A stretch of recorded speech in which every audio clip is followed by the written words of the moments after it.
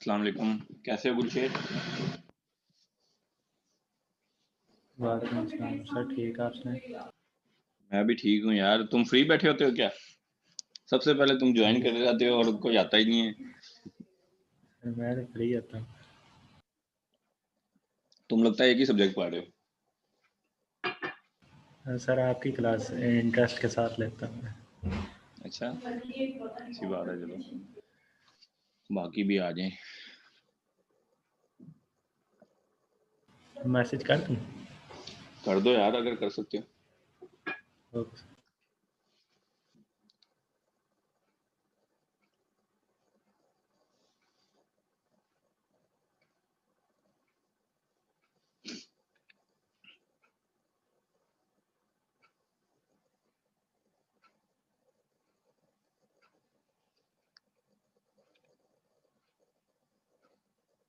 Sir जो assignment थी जी जी। Web services वाली, वेब सर्विस वाली, हाँ ठीक है। उसमें जो ईमेल वेरीफायर था वो जो उसमें मेथड था ना, हम्म। वो इस तरह था कि सारी फंक्शनैलिटी थी लेकिन मेथड उसमें कॉल करा के उसके डिफरेंट पब्लिक वाइड बना के उसमें डाला हुआ था। तो जो अच्छा। अदर मेथड्स होते हैं वो भी वेब सर्विसेज में बनाते हैं।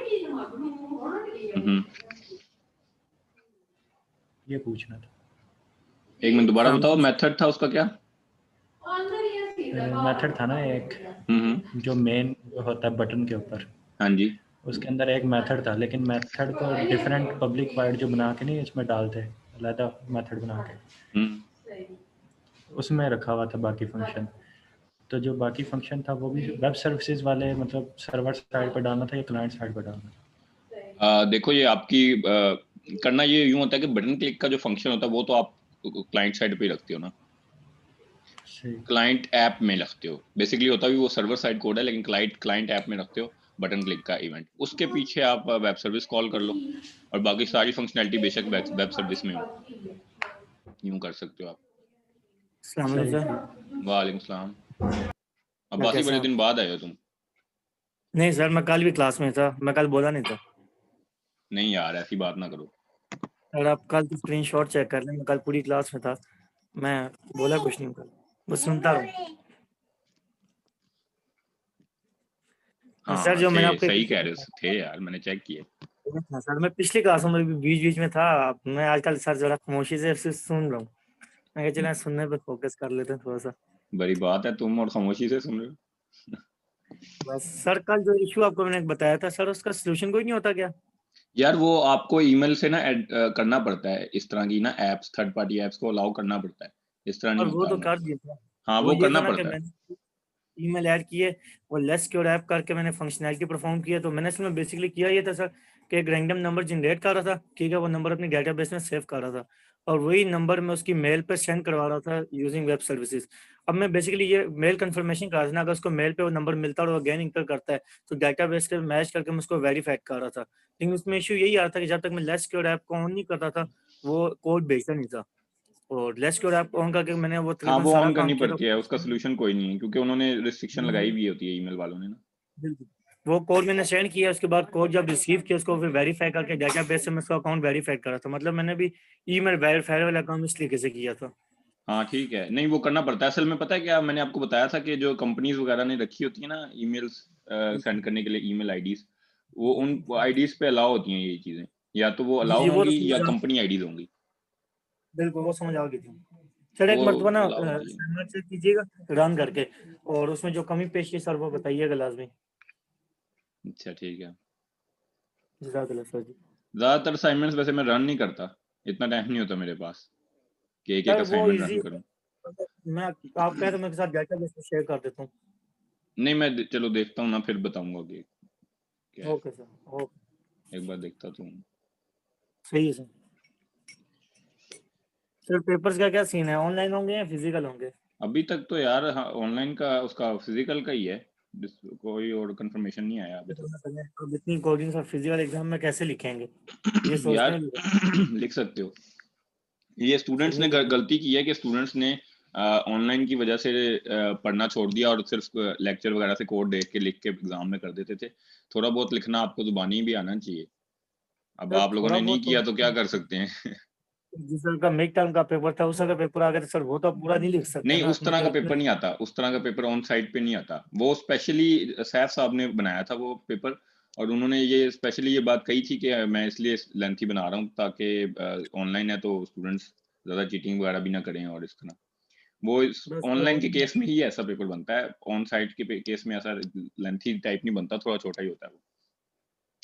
उनके सर आपको बताना था, ऑन साइड पेपर तो इतने मुश्किल कोड है, क्योंकि सर कोडिंग तो किसी बंदे को जुबानी याद तो नहीं होती, ये तो आपको नहीं भी पता यार, है। कोडिंग तो आएगी पेपर में, क्योंकि है ही कोडिंग का सब्जेक्ट है, कोडिंग तो आएगी। आप ये नहीं कह सकते कोडिंग आए ही ना। ठीक है, थोड़ा बहुत कोड तो आप लोगों को करना पड़ेगा, ये तो नहीं मैं कह सकता कि कोड का बिल्कुल याद ना करें। कोड तो आएगा क्योंकि कोडिंग का सब्जेक्ट है, और क्या चीज़ है इसमें। लेकिन ये है कि सर जैसे लेंथी ये नहीं होगा इस तरह का, इतना लेंथी नहीं होगा, इतनी बड़ी डिजाइन एप्स डिजाइन नहीं करनी होगी। का वो तो डेफिनेटली अब फिजिकल पेपर में मैप तो डिजाइन कर नहीं सकते।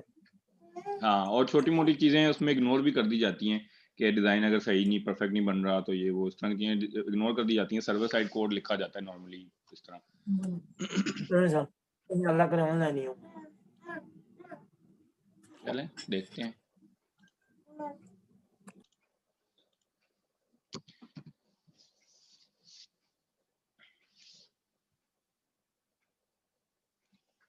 चलें आज का स्टार्ट करते हैं। मैंने आपको कल सैटेलाइट असेंबलीज कराई थी और मैंने कहा था कि हम कल बाकी असेंबलीज के बारे में देखेंगे। दो और किस्म की असेंबलीज होती हैं, प्राइवेट असेंबलीज और ग्लोबल असेंबलीज। वो हम चेक करते हैं आज। न्यू प्रोजेक्ट करेंगे।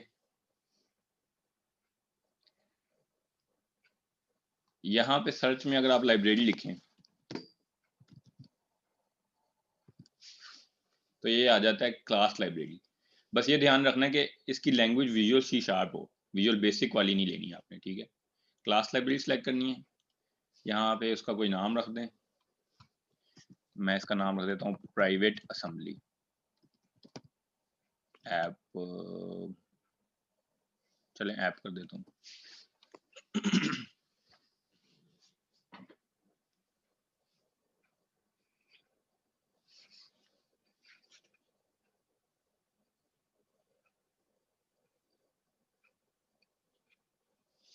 जब आप ये कर लेंगे तो यहाँ पे एक क्लास फाइल बन जाती है .cs। ठीक है, और इसमें आप देख सकते हैं तो ख़ास चीज़ें नहीं है, असेंबली इन्फो है बस। ठीक है, वो तो होती है। अच्छा, ये क्लास है, इसके अंदर हम एक मेथड बना लेते हैं, पब्लिक इंट मल्टीप्लिकेशन या multiply int A int B. दिख रहा है सबको? Return A static B. ठीक है, सर देखो। ये मल्टीप्लाई का मेथड है जो सिंपली मल्टीप्लाई कर रहा है। वैसे असेंबलीज में बहुत सारी फंक्शनैलिटीज हो सकती हैं, लेकिन मैंने यहाँ पे सिंपल सा एक मेथड बनाया मल्टीप्लाई का। ठीक है, अब हमने क्या करना है, इसको बिल्ड करना है, क्योंकि आपको पता है जब तक मैं बिल्ड नहीं करूंगा DLL फाइल नहीं बनती। ठीक है, रीबिल्ड कर दूंगा मैं सोल्यूशन को। जब मैं रीबिल्ड करूंगा तो मैं विजुअल स्टूडियो के प्रोजेक्ट्स के फोल्डर में जाके देखता हूँ इसकी DLL बनी है कि नहीं।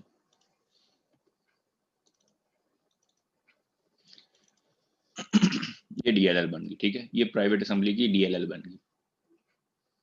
अब फॉर एग्जांपल मैं चाहता हूं कि ये असेंबली मैं किसी को प्रोवाइड करूं, किसी और बंदे को जिसने कोई प्रोजेक्ट बनाया है, वो इस असेंबली की फंक्शनैलिटी को यूज करे।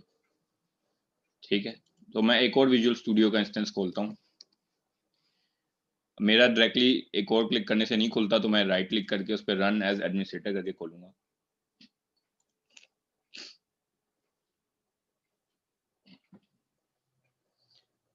और मैं यहाँ पे एक न्यू प्रोजेक्ट बना लेता हूँ।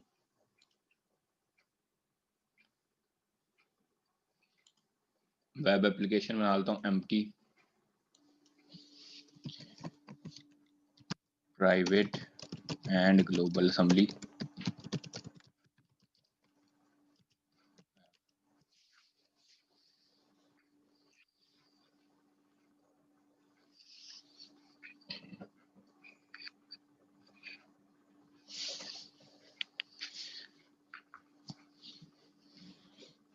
इसमें एक नया पेज ऐड करते हैं, वेब फॉर्म 1,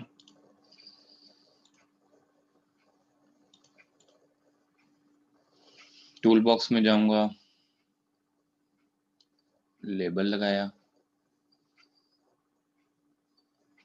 लेबल का टेक्स्ट होगा फर्स्ट नंबर,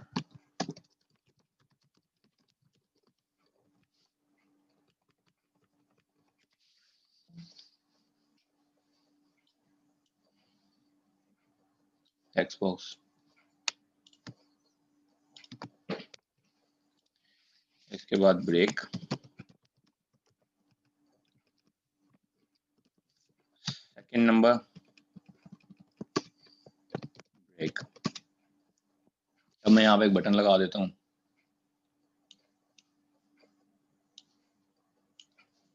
इसका नाम रखता हूँ मल्टीप्लाई,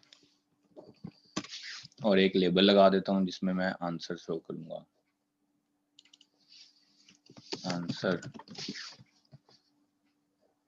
ये बेसिकली आंसर के लिए, और ये एक्चुअल आंसर जो आएगा उसके लिए लेबल, ठीक है, लेबल 4 जो कि एम्प्टी है।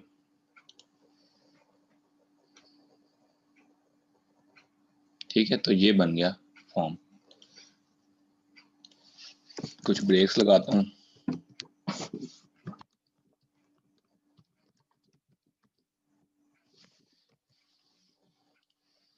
ठीक है, तो ये मेरा फॉर्म बन गया।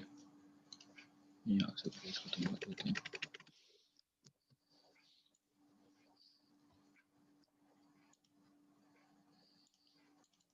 अब यहाँ पे मैंने बटन क्लिक के इवेंट के पीछे यहाँ पे मैंने मल्टीप्लाई करना है, असेंबली कॉल करनी है, असेंबली का मेथड। ठीक है, तो मैं इधर जाऊंगा,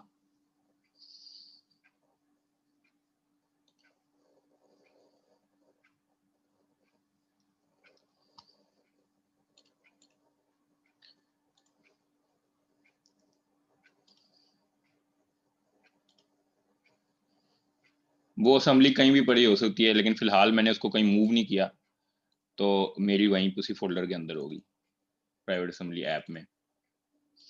किसी भी बंदे ने मुझे ये असेंबली दी है, ठीक है। जैसे ही मैं ऐड रेफरेंस करके, आपने देखा मैंने कहाँ से ऐड किया, ऐड रेफरेंस, और यहाँ ब्राउज में आके उसकी लोकेशन पे जाके उसको ऐड कर दिया, ठीक है। अब ये कहाँ आ गई, रेफरेंसेस में, ये यहाँ आ गया, ठीक है।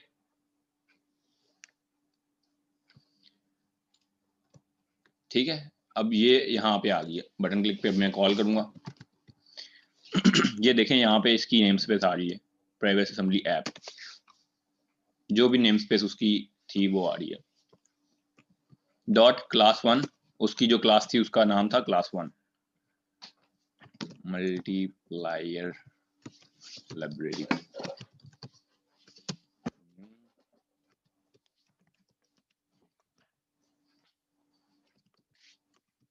मल्टीप्लाई यहाँ पे कॉल करना, लेकिन पहले मैं इंटीजर में कन्वर्ट कर लेता हूँ। टेक्स्ट बॉक्स 1 डॉट टेक्स्ट,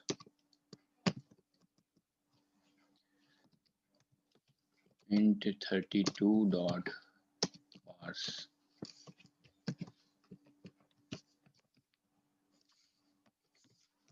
और इसी तरह टेक्स्ट बॉक्स 2 से वैल्यू लूंगा और बी में डाल दूंगा। ठीक है, अब मैंने असेंबली कॉल की, मल्टीप्लाई डॉट मल्टीप्लाई ए कॉमा बी, ठीक है, इंट आंसर, वो आंसर रिटर्न करेगा क्योंकि लेबल 4 में था, इज इक्वल टू आंसर, क्योंकि स्ट्रिंग लेता है तो साथ में कंकैटिनेट कर देंगे एक स्ट्रिंग। ठीक है, सेव ऑल करता हूँ, इसको रन करके देखते हैं।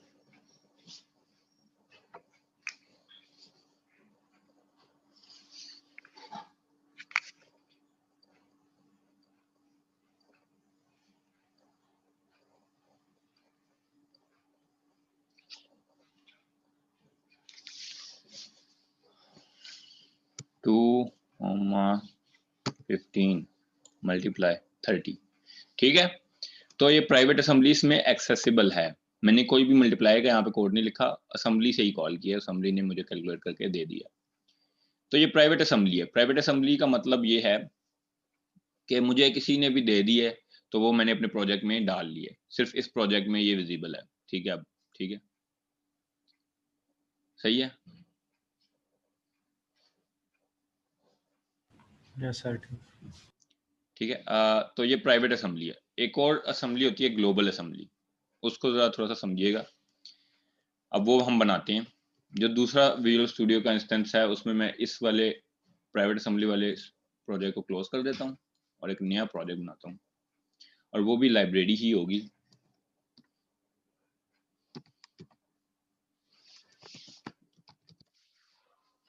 Class library visual C sharp वाली,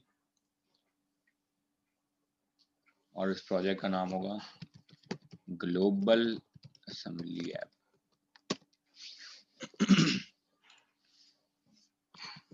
यहाँ पे एक मेथड होगा पब्लिक इंट ऐड या एडिशन,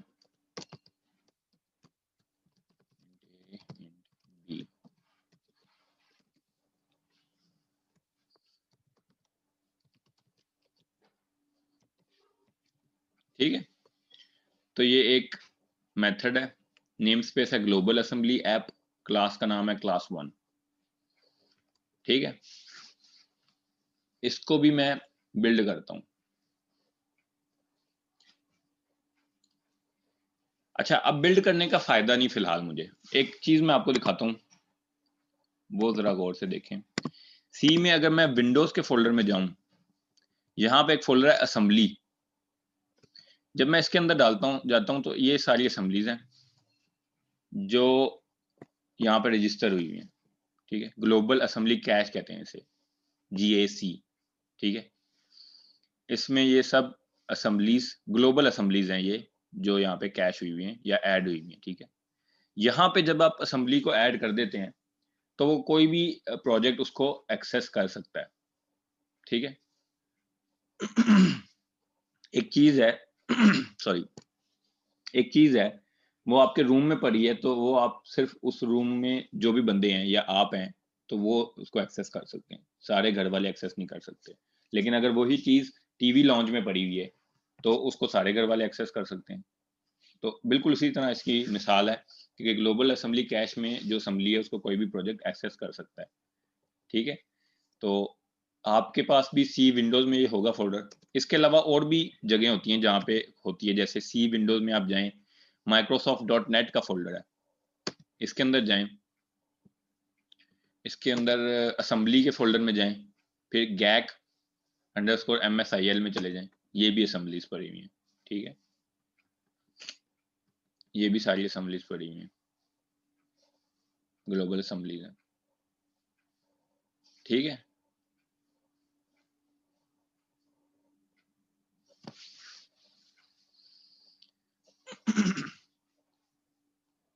ठीक है, आप लोग आज इतने डाउन क्यों लग रहे हैं, कोई जवाब ही नहीं दे रहा।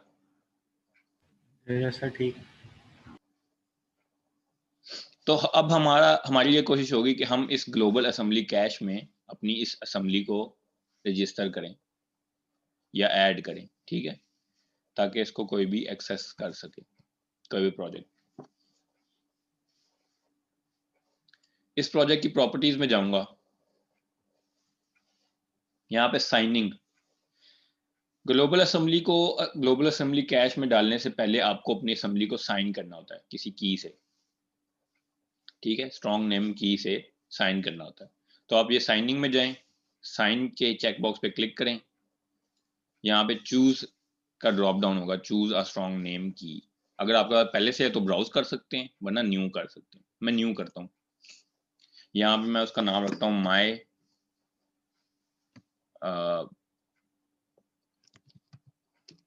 स्ट्रॉन्ग नेम की। प्रोटेक्ट माई की फाइल विद द पासवर्ड, अगर करना है आपने तो कर दें, वरना चेकबॉक्स को डिसेबल कर दें, ये वाले को ओके कर देता हूँ। तो ये मेरी की बन गई, माई स्ट्रॉन्ग नेम की .pfx फाइल। इसको मैं सेव कर देता हूँ। और ये होगी कहाँ पे, ये भी देख लेते हैं। डॉक्यूमेंट्स में विजुअल स्टूडियो का फोल्डर है, प्रोजेक्ट्स हैं, ग्लोबल असेंबली ऐप, ये बन गया माई स्ट्रॉन्ग नेम की डॉट pfx फाइल। ठीक है, इससे ये असेंबली आपकी साइन हो गई है। ठीक है। एक और यूटिलिटी होती है SN utility, strong name utility. हम देखते हैं कि वो कैसे काम करती है। एक मिनट में स्लाइड्स खोल लेता हूँ ताकि आपको पता लगे स्लाइड्स में भी है। इस स्लाइड्स भी हम कवर करते हैं अभी, लेकिन फिलहाल ये इसकी कमांड यहाँ पे लिखी हुई है, लेकिन इसकी फाइल के एक्सटेंशन में थोड़ा सा मसला था, वो मैंने यहाँ पे कमेंट डाल दिया। ठीक है, .snk होगा वो फाइल। अच्छा, ये अब SN यूटिलिटी को यूज करते हुए की कैसे बनानी है आपने, पहले हम स्टार्ट मेन्यू में जाएंगे, वहां पे हमारे पास होगा विजुअल स्टूडियो का command prompt, visual studio command prompt के नाम से। ये ओपन करूंगा जब मैं, तो ये आ जाएगा। विजुअल स्टूडियो कमांड प्रॉम्प्ट इसलिए ओपन करना है क्योंकि इसमें सारी चीजें पाथ में ऐड होंगी, मतलब कि SN यूटिलिटी भी आपको कहीं सर्च नहीं करनी पड़ेगी, वो इसमें ऐड होगी। अच्छा, फिर उसके बाद दूसरा स्टेप ये है कि मैं अपने प्रोजेक्ट के पाथ पे चला जाऊं।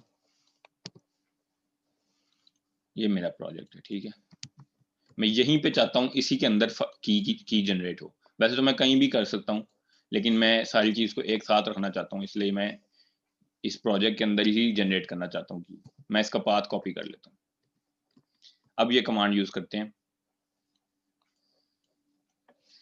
SN -k, आगे पाथ पेस्ट करता हूं इन्वर्टेड कॉमा डाल के, उसके अंदर पाथ, और फिर आगे की का नाम my key.snk।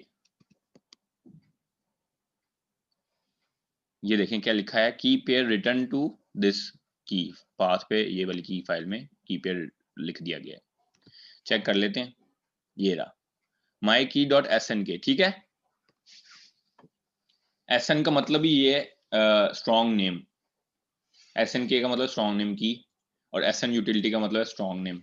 ठीक है, अब मैं यहाँ पे जाकर ब्राउज भी कर सकता हूँ और दूसरी की सिलेक्ट कर सकता हूँ जो मैंने जनरेट की है SNK। मैं इस की से इसको रजिस्टर कर सकता हूँ, साइन कर सकता हूँ। ठीक है, अब ये असेंबली साइन होगी। अब मैं इसको बिल्ड करता हूँ, रिबिल्ड।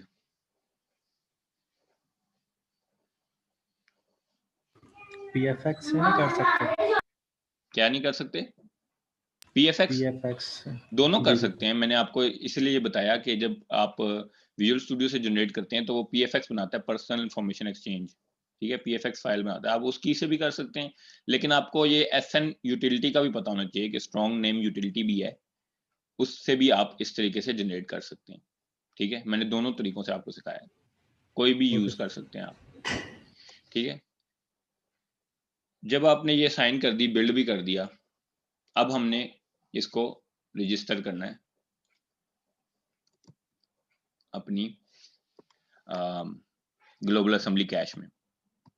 उसके लिए एक यूटिलिटी होती है गैक यूटिलिटी। ठीक है, उसकी कमांड मैंने शायद डाली है या नहीं है डाली, लेकिन मैंने यहाँ पे लिखी हुई है गैक util .exe-i, और आगे इसका पाथ, इस DLL का पाथ लिखना है। ठीक है,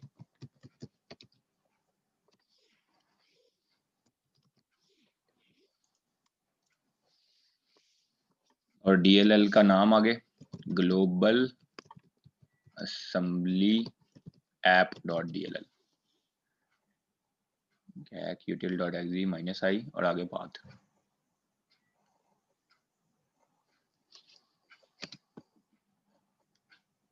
failure adding assembly to the cache. क्या मसला क्या? Administrator permissions are needed to use the selected options, use the administrator command prompt to complete these task. ठीक है, तो इसको क्लोज करता हूं और इसको रन एज एडमिनिस्ट्रेटर करूंगा। दोबारा स्टार्ट मेन्यू में जाऊंगा, विजुअल स्टूडियो सर्च करूंगा, visual studio command prompt, right click करके रन एज एडमिनिस्ट्रेटर। यस, ये आ गया, ठीक है। gag util.exe -i, उसमें पाथ इन्वर्टेड कोमा में पास स्लैश ग्लोबल असेंबली ऐप। ये एरर्स मैं आपको जान के करके दिखाता हूँ ताकि आपको याद रहे कि ये एरर कहाँ पे आया था और इसको कैसे रिजॉल्व किया हमने, वरना इस तरह बताने से नहीं होता, याद नहीं आता। अब ये देखें क्या लिखा है, assembly successfully added to the cache, ठीक है। तो अब जाके चेक करते हैं हम, C windows Microsoft dot net assembly GAC MSIL, G दबाऊंगा, ग्लोबल असेंबली ऐप, ये रही, ठीक है। और ये आज की डेट लिखी हुई है सामने, आप देख सकते हैं 21 और ये 12/29 अभी यानी कि ऐड हुई है, ठीक है, पुरानी नहीं है कोई। इसको खोल के देखें, इसके अंदर DLL पड़ी होगी, ठीक है, ठीक है। अब ये हमारी असेंबली कैश में ऐड हो गई है, इसका पाथ कॉपी कर लेते हैं, अपने प्रोजेक्ट में जाएंगे, वही वेब प्रोजेक्ट, ठीक है, वेब एप्लीकेशन जो है, उसमें मैं एक और बटन डाल देता हूँ, मल्टीप्लाई के बाद एक बटन डाल देते हैं,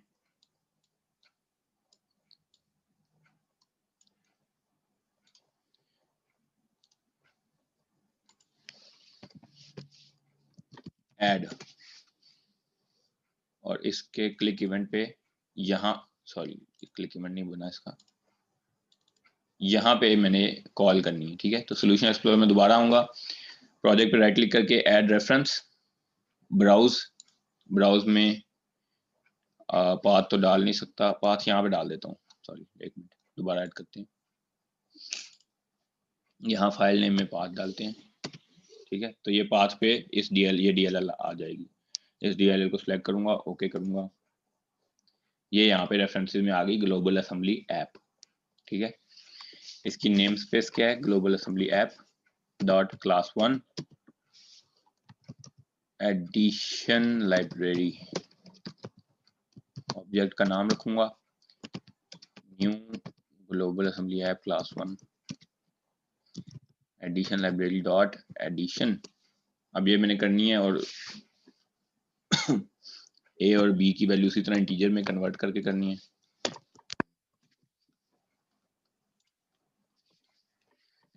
ए कॉमा बी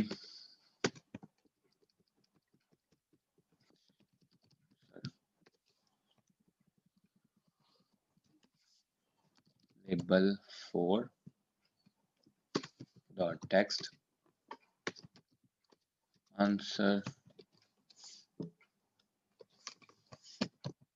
ठीक है। इसको भी सेव करते हैं और रन करके देखते हैं, 4 5 ऐड 9, ठीक है। मल्टीप्लाई करूंगा 20, ऐड करूंगा 9, ठीक है। दोनों परफेक्ट चल रहे हैं, ठीक है, दोनों असेंबली सही चल रही है। समझ आ गई किसी का कोई सवाल?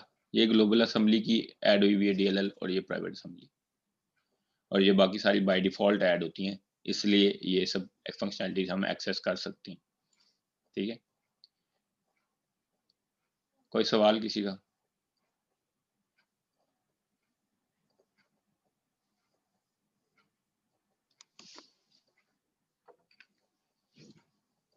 जुनेद,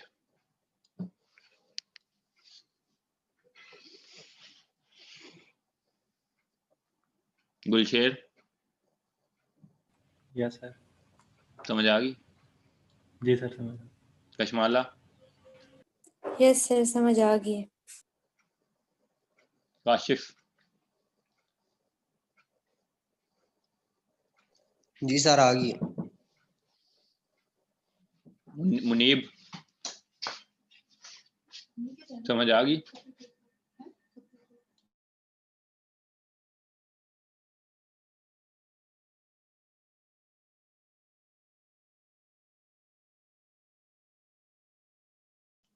तो थोड़ी सी स्लाइड्स देख लेते हैं हम।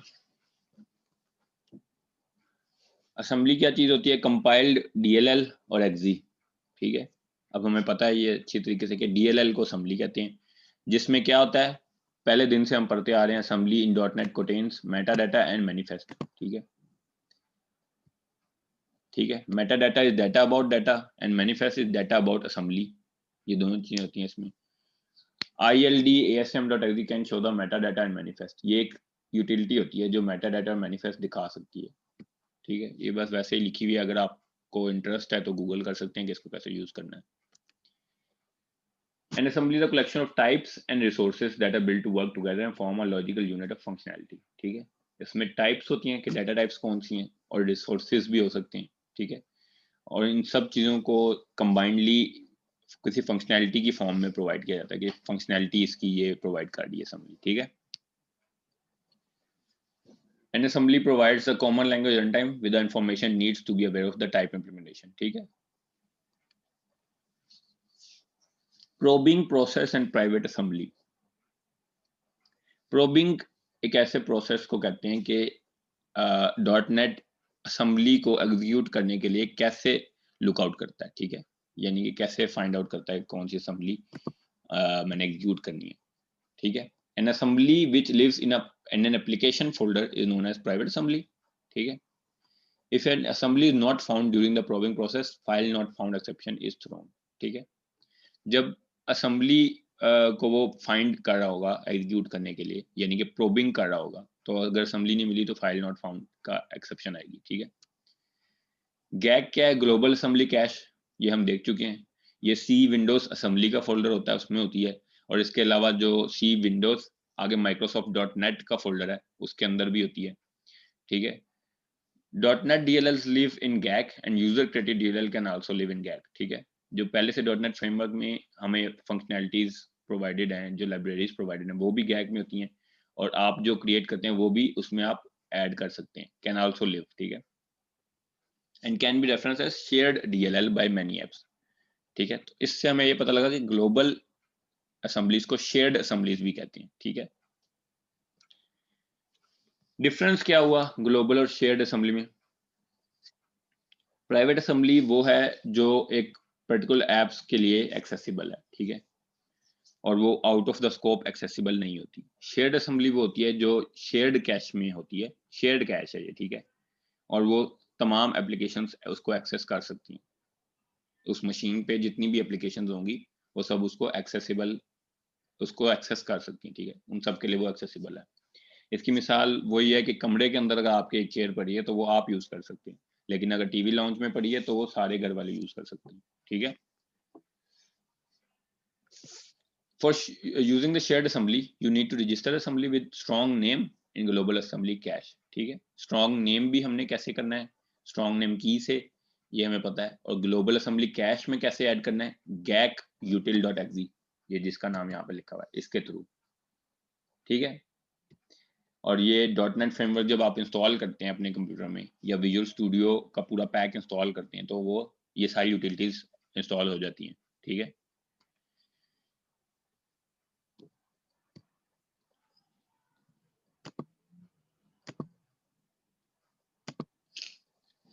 स्टेप्स के हैं, पहले आपने सोर्स कोड लिखना है, उसको बिल्ड करके DLL या exe बनानी है, ठीक है। SN यूटिलिटी को यूज करके की बनानी है, ठीक है, उस की से साइन करना है फिर अपनी असेंबली को, ठीक है। जब की बन गई, की से असेंबली साइन भी होगी, फिर दोबारा कंपाइल करना है, ठीक है, और फिर क्या करना है, ग्लोबल असेंबली कैश में प्लेस करना है। ग्लोबल असेंबली कैश में प्लेस करने के लिए गैक यूटिल हमने यूज की है। इसके अलावा AL असेंबली लिंकर नाम की एक यूटिलिटी होती है, वो भी यूज हो सकती है, ठीक है। बेहतर वैसे यही है कि आप गैक यूटिलिटी ही यूज करें। Microsoft uses a public private key pair to uniquely identify an assembly, ठीक है। These keys are generated by SN utility, ठीक है, जिसको शेयर्ड नेम भी कहते हैं, ठीक है। इसका सिंटेक्स क्या है, SN -K, -K का मतलब की बनानी है, और आगे माई की फाइल डॉट SNK, ठीक है। SNK इसकी एक्सटेंशन आपने रखनी है, मैंने यहाँ कमेंट में ऐड किया हुआ है, ठीक है। Where K represent that you want to generate a key, ठीक है, and the file name following is the name in which the keys will be stored, और आगे फाइल नेम जो रखेंगे उस फाइल नेम में की स्टोर होंगी, ठीक है। फिर उसके बाद आपने साइन कैसे करना है। विजुअल स्टूडियो से हमने देख लिया कि प्रॉपर्टीज में जाकर साइनिंग का टैब है, उसमें आपने की सिलेक्ट करनी है और साइन हो जाएगी। ठीक है, आसान सा तरीका है। ठीक है, लेकिन इसके अलावा असेंबली इन्फो फाइल में भी आप ये इस तरह का टैग लगाकर भी साइन कर सकते हैं। ठीक है, असेंबली कॉलन असेंबली की फाइल और आगे उसका पाथ दे दें। ठीक है, और उसके बाद रिकम्पाइल करेंगे तो आपकी असेंबली साइन हो जाएगी। अच्छा, एक और बात, मैंने प्रोजेक्ट के अंदर ही कीज बनाई थी। अगर आप चाहते हैं तो आप कहीं भी कंप्यूटर में अपने की बना सकते हैं। ठीक है, सिर्फ विजुअल स्टूडियो से जब की सिलेक्ट करेंगे तो आपको उस की का पाथ देना पड़ेगा। मैंने सिर्फ प्रोजेक्ट के अंदर इसलिए बनाई है कि एक अच्छी प्रैक्टिस मुझे लगी कि सारा कुछ प्रोजेक्ट का एक साथ ही रहे। लेकिन ये अगर आपने कोड कहीं शेयर करना है तो ये आप की तो नहीं शेयर करना चाहेंगे ना, तो आप की कहीं और भी बना सकते हैं। अच्छा, शेयर्ड कैश में कैसे प्लेस करना है। AL utility, assembly linker, otherwise GAC utility जो हमने यूज की है, native image generator ngen.exe। ngen क्या करता है, ये आपकी एप्लीकेशन की परफॉर्मेंस को बेहतर करता है। ठीक है, कैसे बेहतर करता है। It creates native images which are files containing compiled processor specific machine code. ठीक है, एक नेटिव इमेज कैश होती है आपके कंप्यूटर में, लोकल कंप्यूटर में। नेटिव इमेज जनरेटर उस नेटिव इमेज कैश को यूज करता है और उस कैश में कंपाइल करके कोड रखता है। ठीक है, आप कंपाइल करके प्रोसेसर स्पेसिफिक मशीन कोड बनाकर रखता है उसमें। तो ज़ाहिर मशीन कोड बना हुआ कंपाइल हुआ हुआ तो टाइम कम लगेगा, परफॉर्मेंस बेहतर होगी। The run time can use native images from the cash instead using the JIT compiler. Just in time compiler हमने देखा था पहले लेक्चर में, उसके बजाय आप नेटिव इमेज के कंपाइलर को, नेटिव इमेज जनरेटर को भी यूज करते हुए इस प्री कंपाइल्ड कोड को यूज कर सकते हैं। सैटेलाइट असेंबलीज क्या होती है, कोई बता सकता है। ये आपको खुद बताना पड़ेगा।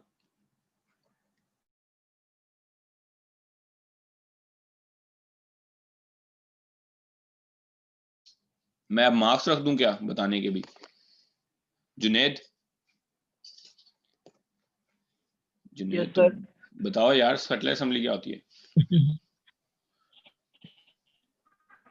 सॉरी सर, नहीं पता। कल के लेक्चर में आए थे आप। No sir. अच्छा ठीक है, मरियम।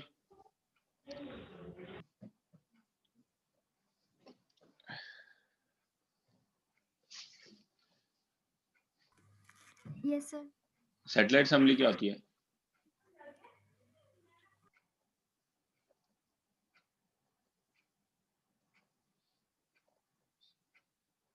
काशिफ। सर ये हमारे पास एक कंबाइंड लाइब्रेरीज होती हैं जिसके अंदर हमारे पास लोकलाइजेबल जो है रिसोर्सेज अवेलेबल होती हैं। लोकलाइज रिसोर्सेज क्यों यूज होते हैं।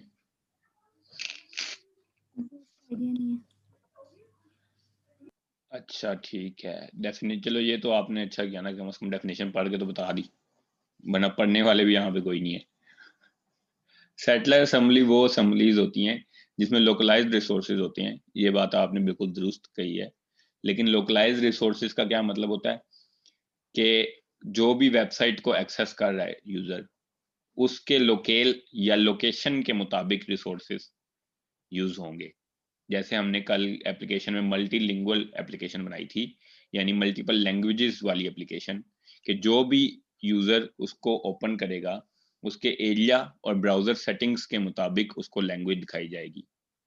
तो वो लैंग्वेज दिखाना जो है वो कैसे हमने किया था, रिसोर्स फाइल के थ्रू, जिसमें स्ट्रिंग्स थी। उस resource multi different resource files को हम लोकलाइज रिसोर्सेज कह सकते हैं, क्योंकि लोकेशन के मुताबिक वो रिसोर्स फाइल यूज होगी। समझ आई। यस कशमाला। यस सर, समझ आ गई है। निमरा।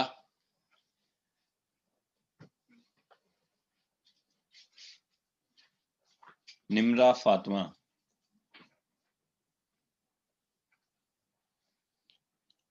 अच्छा जी, ईच सेट, ये दूसरी लाइन जैसे लिखी है, each satellite assembly file contains the resources for one culture. ठीक है, एक कल्चर के लिए एक असेंबली रिसोर्स फाइल उसके पास जरूर होती है सैटेलाइट असेंबली के पास। An application can have many satellite assemblies depending on how many cultures the application supports. हमने ये किया था कि एक ही एप्लीकेशन में मल्टीपल रिसोर्सेज डाल दिए थे। आप ये भी कर सकते हैं कि हर रिसोर्स के लिए, हर लोकेल के रिसोर्स के लिए आप सेपरेट असेंबली, सैटेलाइट असेंबली बनाएं। ठीक है, ये भी आप कर सकते हैं। दूसरे सेशन में आगे चलते हैं, हम कंटिन्यू करते हैं।